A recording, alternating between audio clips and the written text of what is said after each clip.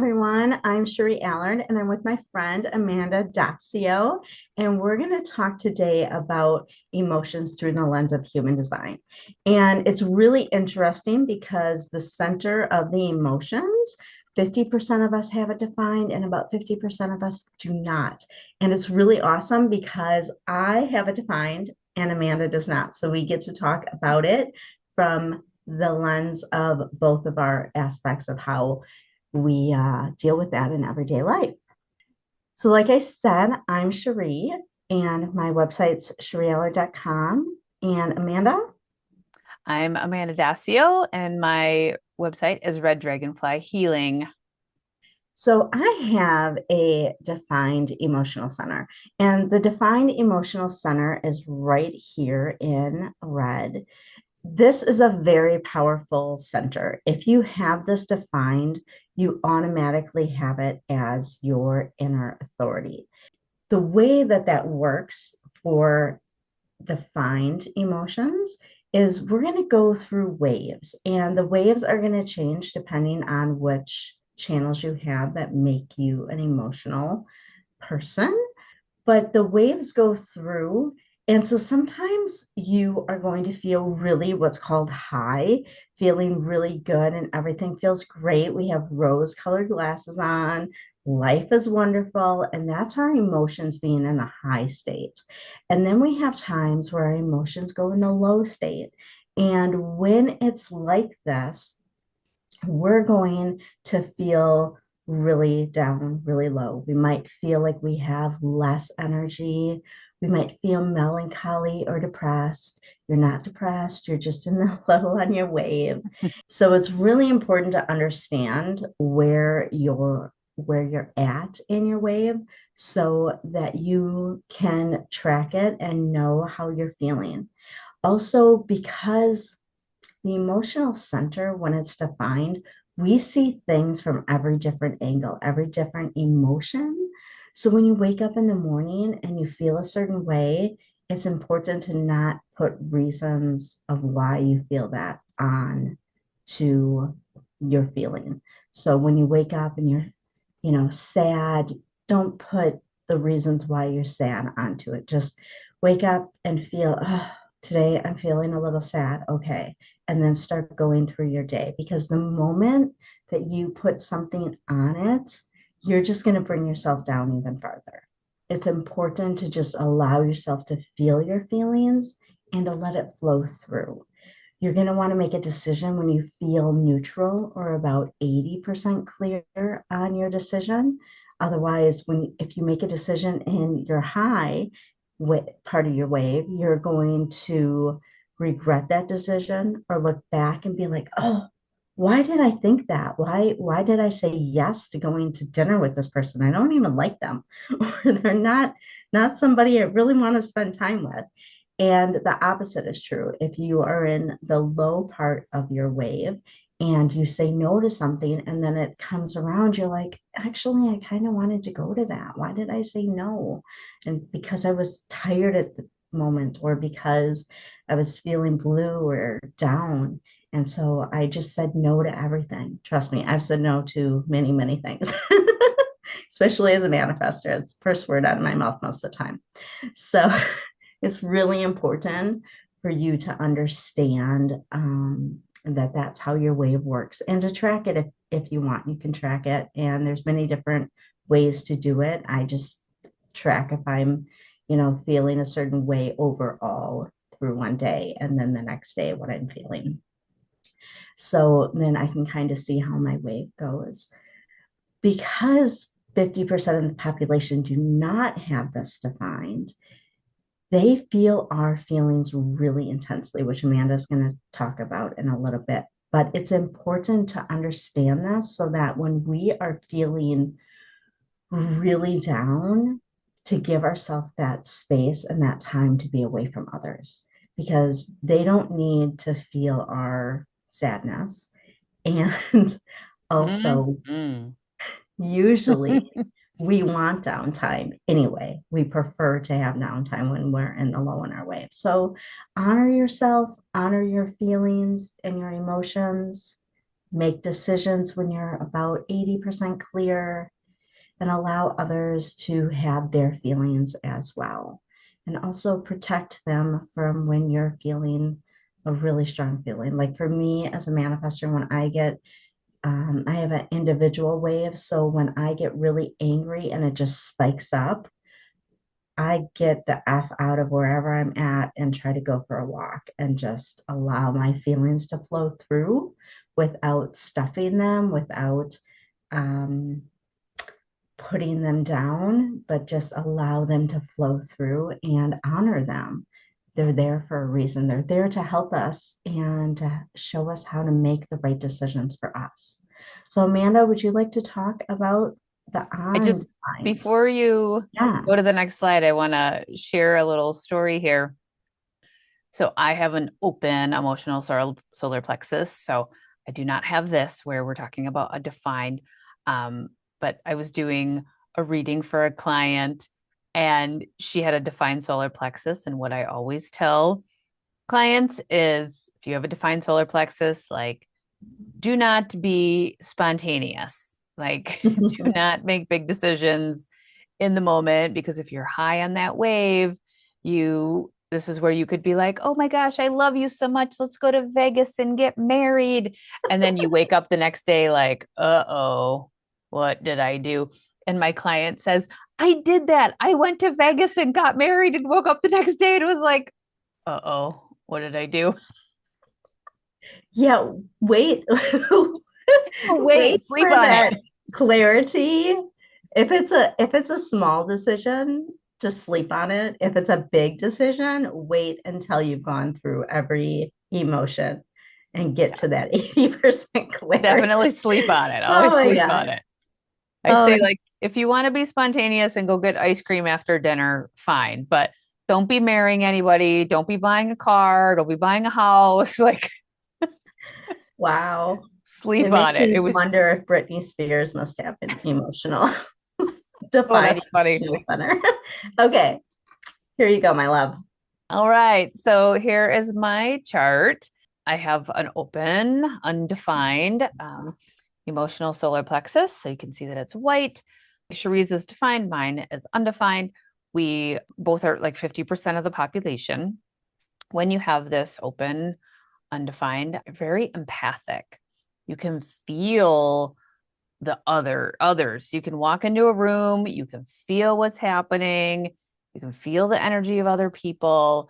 And then we amplify that. We amplify, like Cherie talking about, right? Being high highs or low lows. We take that in. Any place where you have openness in your chart, you take in information from others and you amplify it back. So like she said, like if those of us that have it open are around somebody that is in a very low depressed state, we take that in and then we feel low and depressed. It's not even our energy. Or we feel high and excited with them, or we feel angry with them and amplify it back to them. And that is really Mhm. interesting now that I'm able to look back on my life. And between my mother and I, she had a defined solar plexus and she'd get upset about something. And then I would get upset and she'd be upset and I'd be upset. And it wasn't even my energy at all. It was hers. And the same thing with my child. Same. He'd be upset about something and I'm all upset about it. And I'm like, wait, why am I upset about this? It's not even my issue at all. So really seeing when your feelings are like going off the rails and like, wait a minute, this isn't even mine. All you need to do is just break auric space, leave the room. Like Cherie said, right? She leaves the room and not in a mad, angry, you know, screw you, I'm going away, but just in a, okay, you're upset about this. I'm just going to walk away. I'm going to go in the other room because I don't need to get sucked into your big energies. That is like the best thing you can do. And now that I have this awareness, I'm much better, not 100%, but better at noticing it when I'm getting caught up in somebody else's emotions and realizing that's not mine. let me step away. We're here to be wise about emotions and passion. We keep others happy because we avoid conflict, because we don't like your big emotional waves. I'm pointing at you. We don't like your big emotional waves because when people with a defined solar plexus have their big emotional waves and they get angry, let's just use that as an emotion. Mhm. We don't like that because we're empathic. We feel that. Oh, I don't want you to have your big intenseness. Oh, I don't like it. So, what happens here in this emotion open solar plexus is that we avoid conflict. How many of you with open solar plexus have avoided conflict? No, I don't want to tell that person that. No, I don't want to say that. No, I can't say that to them. No, it'll be fine. I'll just ignore how I feel about this because I don't want to tell them because I don't want them to get mad and have their big emotional energy. Mhm. Yes. So, and that's not good for us either. Ugh. So, learning that, okay, I can share my feelings, share my thoughts, what I need to say to somebody, and allow them to have their big emotional wave.